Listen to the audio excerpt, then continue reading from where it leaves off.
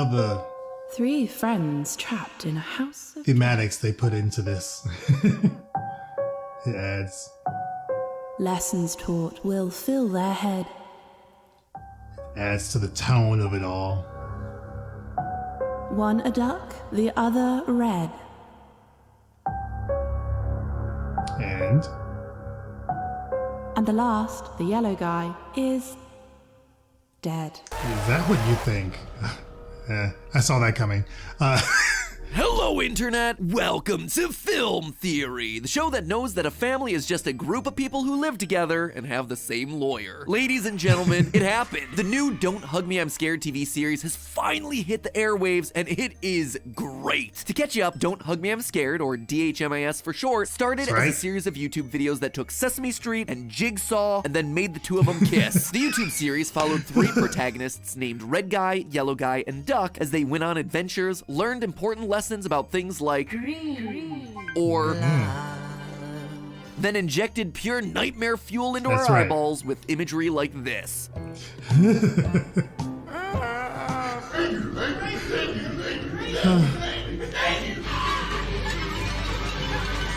Oh god, I remember that. The series concluded in 2016. Most of us thought that it had entered the great YouTube playlist in the sky, lost alongside Niga Higa and Jenna Marbles, fated to occasionally pop up in recommended feeds from now until the heat death of the universe whenever the algorithm sensed that we were starting to get nostalgic. And it easily could have. It was supposed to go until Don't Hug Me did the impossible and got a TV show. Earlier this year, the creators managed to wrangle together a real 6-episode DHMIS TV series on the British Channel 4. And after watching it, I gotta say, it nails the tone of those original YouTube videos, all without feeling held back or tied down by them. In fact, it's clear that while the aesthetics look the same, the series has moved on. The calendar that appears in every episode has moved from the original June 19th date that it was stuck on to June 20th. It's a turning of the page, a symbolic new leaf. And whereas the original series was all about the corruption of art and children's programming, this new TV series seems to tell a more personal story about these characters, because they are actual real characters now. No longer are they just symbols for kids, or creators, or ducks, I guess. These three now appear to have histories and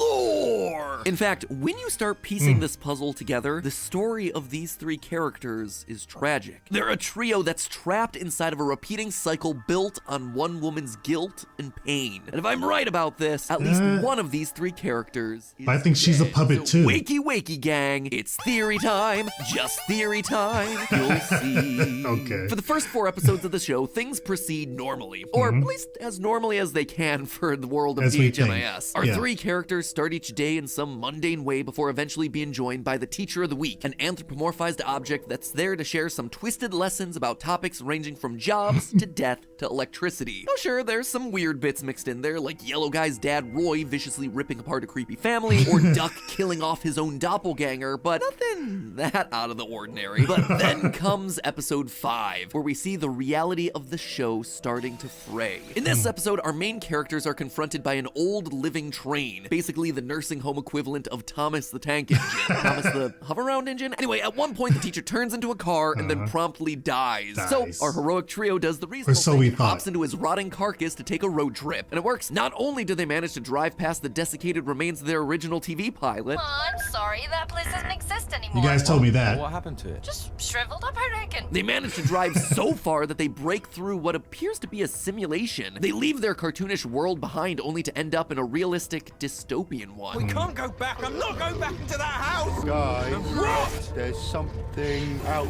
there. Lost and confused, they set up camp for the night. As they sit around a fire contemplating their new world and hoping that the neighbors will show up to help, a mysterious voice begins to echo through the night. There she is. Suddenly, Yellow Guy sees something out of the corner of his eye, and we cut to black. Only to then watch as a mysterious hand rolls a model of their car up to a dollhouse. The same house that we've been watching at the start of every episode. The journey always ends up back at home.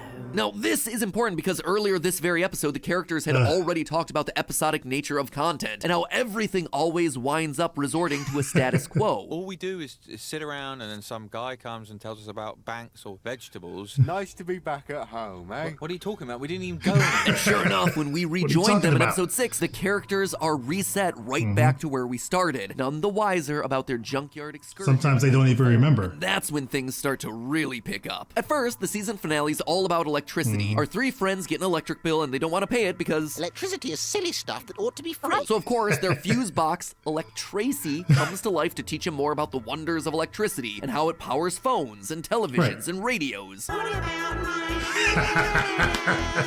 And yes, even your shredder. Even The shredders. lesson suddenly turns to portable sources of energy like batteries. Yellow Guy gives us the surprise revelation that he too is powered by batteries. No, I am have batteries, see?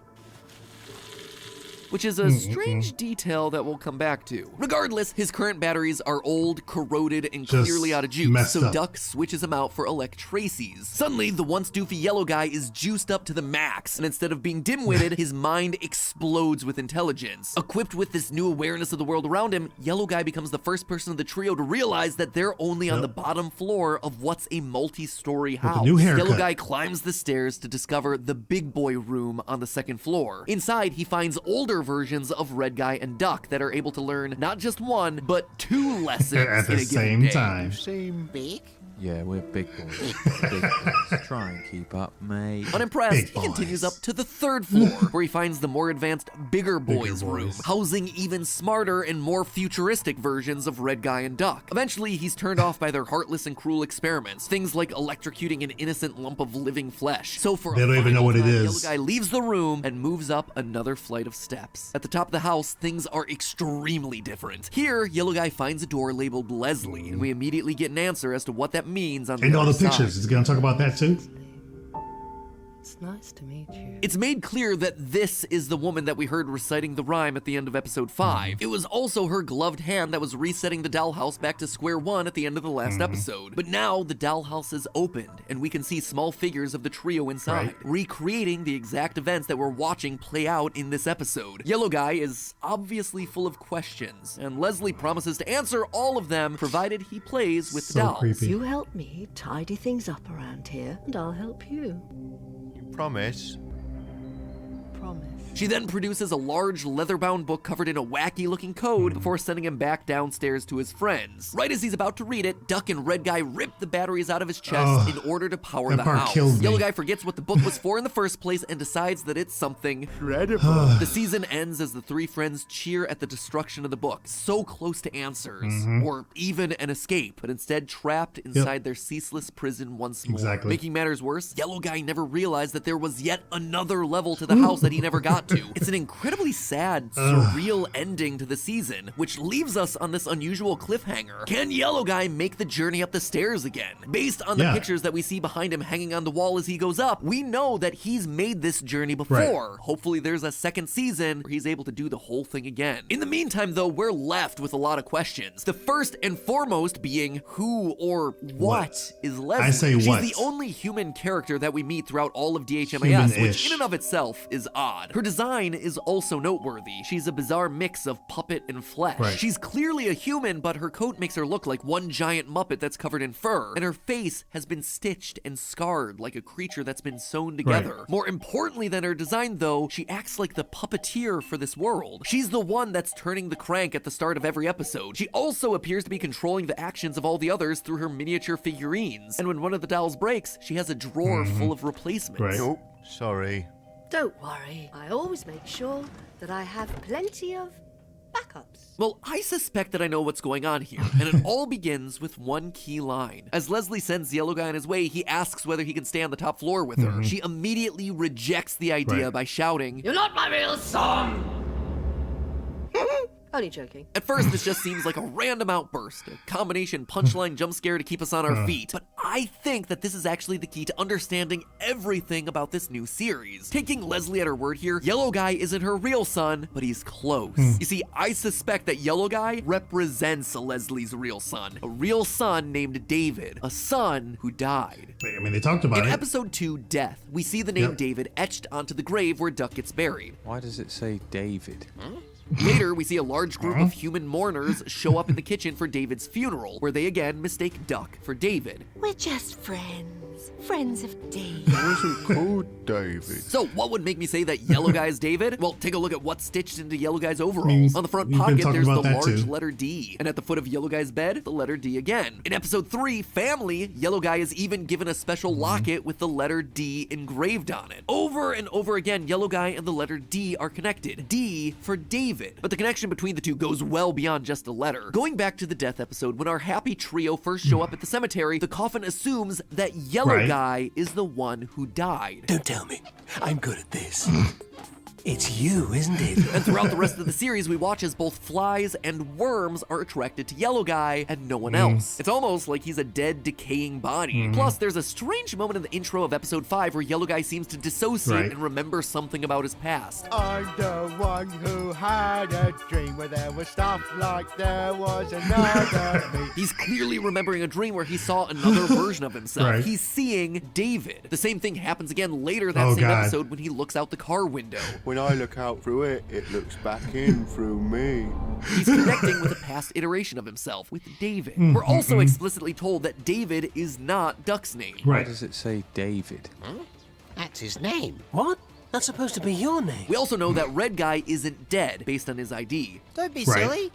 You don't die for ages. So by process of elimination, if one of these characters is representative of David, it has to be Oh Yellow my Guy. God. This may also explain why Leslie says this to him when he first enters the room. You're one of my favorites. Sounds almost motherly. But this is far from the full Almost. story. The tragic twist of the tale is Close. that we know exactly what killed David. He died in a car crash. In episode 5, when Red Guy tells Yellow Guy that they're going to be part of a community, Yellow Guy fantasizes about living in a new city named Mulhoven. He imagines joining a neighborhood, befriending the people of the town. Yellow Guy then moves into a new home where Red Guy's his neighbor Right. and Duck is his pet. Everything is great until a clergyman offers Yellow Guy a bird as a welcome present. The bird flies away and Yellow Guy gives this chase into the scene. street. From there, you can They guess play the it? rest. Yellow Guy is hit by a car. I suspect that that dream sequence may be more true to life than we initially Oh, they're gonna expect. play the Listen actual to the narrator of moment. that little story. Morning. Here in Mulhoven, Newtown. It's Leslie's voice. You've got plenty of reading to do. In fact, it's Leslie screaming for Yellow yes, Guy to play get it. out of the street. Oh, careful. Careful now. And the reason she's screaming? Because she's the one in the car. Leslie killed her own son, David. What did you say? Yeah, you heard me. Leslie killed her own son in this accident. Why do I say that? Well, first of all, when we meet Leslie in episode 6, her face is covered in stitches, almost like she went through an awful accident herself. Secondly, take a look at the license plate of the car Right, that the okay. gang You guys drives brought that throughout this out. episode. It spells Leslie. And most importantly of all, we know that David wasn't the only person in the family involved in a car crash that day. At the end of episode 3, as they're wrapping up what they learned about families, Yellow Guy describes a family as a group And die on the same day in the same style of accident, but in different location. unless his father Roy Whoa. also died in a car accident that same day, which seems pretty unlikely. I suspect that this line's meant to describe Leslie, who metaphorically died that day. And you see, that gets to the core issue here. That's why I think she's created these characters, this dollhouse, this world. It's to escape from that trauma. The sad truth of Don't Hug Me, I'm Scared is that it isn't the story of 3 wacky puppets learning disturbing life lessons. In reality, it's the story of a mother grieving Right. over her dead son, a woman like that it. is stuck in a spiraling cycle of guilt, creating playthings that represent him so she can impart all the lessons that she would have taught him if he he had were lived. still And she alive. has dozens of backups to ensure that she never loses him again. And for as much as Yellow Guy reminds her of her lost son, he can never truly be the real David. You're not my son. Don't hug me, I'm scared. It's a weird name, right? We've never really stopped to question it, have we? It's always just kind of been there. So yeah, dhmis, that's the name, duh. But really think about those words. Don't hug me, I'm scared. It's a reference to someone so damaged, so hurt, that they're afraid of something like a hug. They're scared of affection, of love, of opening themselves up to someone else. That right there, that's Leslie. Afraid to love again because she's afraid of being hurt again. But I suspect that in order to move forward, to get to that final level of the house, that's exactly what needs to happen. Right. A hug. Leslie to forgive herself, and Yellow Guy to give her a hug. Then and only then will both of them be able to transcend, to move past their stagnant lives inside that house and climb to the final level, to finally be free. But hey, is it the that's final just level? a theory. A film. And cut. Ooh. I'm kind of on it with them. I can see that, but it also feels a little too easy if that's the case.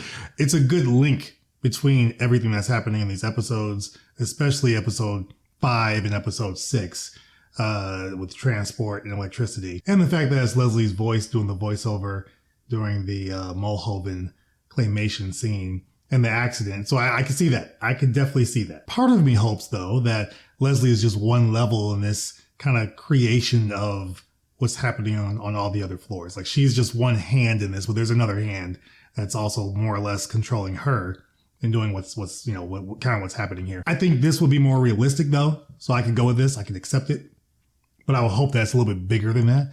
But it does make it sad as well. Makes it very sad. And if that is the case, then I can see this only being one season. If that were the overarching plot or reason for all this happening, then why would they make another season, I guess? That's kind of what I see. And why would you show the stairs? Like, you show the stairs, so that lets me know that there's more levels to this. Maybe not just one more, maybe multiple levels still. And whatever this is this a regular house? Like, what is this? Are we in someone else's mind? There's just so many more ways you can go with it, and I hope that it's bigger than just this. I'm good if it is just this, but my hope is that it's bigger than this. But overall, sad stuff. Either way, very sad. I still think that Leslie is not just straight up human. I think she's also a puppet. That's my hope. And maybe we are in Leslie's mind, and this is just a version of herself in this house that is positioned somewhere in her mind. I don't know. I just hope it's bigger than Leslie just being a mom that's grieving in this way that we saw in season 1. And I'm hoping that there are more seasons. That's my hope. But let me know your thoughts on this one. Matt Pat, Film Theory, great job. Love this video. Love all the videos you've done. As far as Don't Hug Me, I'm Scared, and obviously you guys want me to watch more Film Theory stuff, so I'll start to get that in the mix. But overall, this was still great. I just hope that it's more to it than just this. I think he does a good job, though, of linking all the episodes together and the different little tidbits, especially also from the YouTube series into this one. I think he does a good job, so I always enjoy it. Members, subscribers, watchers, however you support the channel, I appreciate it. I love that we can watch these together, laugh together, learn together, get creeped out together, whatever the case. I appreciate you guys. I love that we can do this. If you're not subscribed, hit the subscribe button down below. Hit the like button, everybody. And as always, I will see you guys on the next video. Take care.